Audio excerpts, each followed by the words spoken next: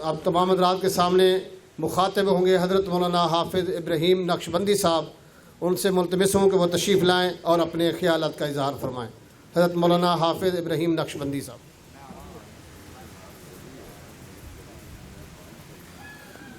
الحمدللہ وکفا وسلام علی عبادہ الذین اصطفى اما بعد فاعوذ باللہ من الشیطان الرجیم بسم اللہ الرحمن الرحیم ما كان محمد ابا احد من رجالكم ولكن رسول الله وخاتم النبيين سبحان ربك رب العزة عما يصفون وسلام على المرسلين والحمد لله رب العالمين. اللهم صل على سيدنا مولانا محمد وعلى آل سيدنا مولانا محمد وبارك وسلم.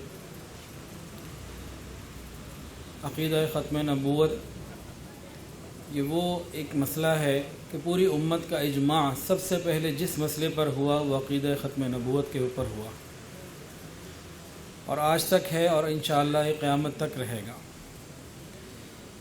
امام اعظم امام حنیفہ رحمۃ اللہ علیہ کے زمانے میں کسی نے نبوت کا دعویٰ کیا اور اس نے چاہا کہ مجھے دلائل دینے کے لیے نشانیاں دکھانے کے لیے مہلت دی جائے، بات کرنے کا موقع دیا جائے. تو امام اعظم امام حنیفہ رحمۃ اللہ نے فتویٰ دیا کہ حضور پاک صلی اللہ علیہ وسلم کا ارشاد ہے لا نبی بعدی، میرے بعد کوئی نبی نہیں.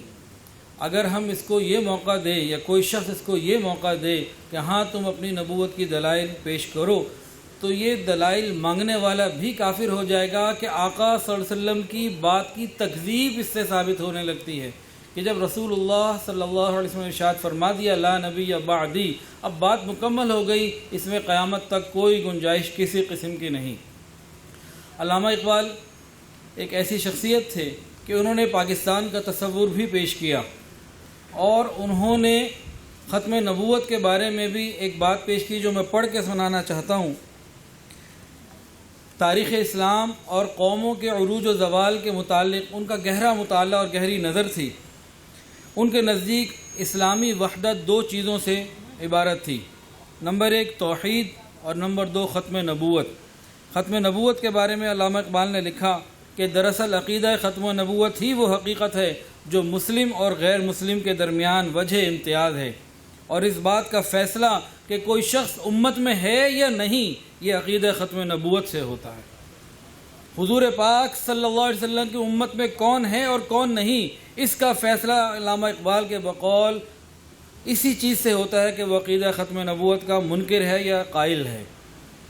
اور علامہ اقبال نے ایک جگہ ایک اور بات ارشاد فرمائی، انہوں نے کہا کہ قرآن اور حدیث اس سے اسلام کی بقا ہے، قرآن اور حدیث اس کی حفاظت سے اسلام کی بقا ہے، اور عقیدہ ختم نبوت سے اس امت کی بقا ہے.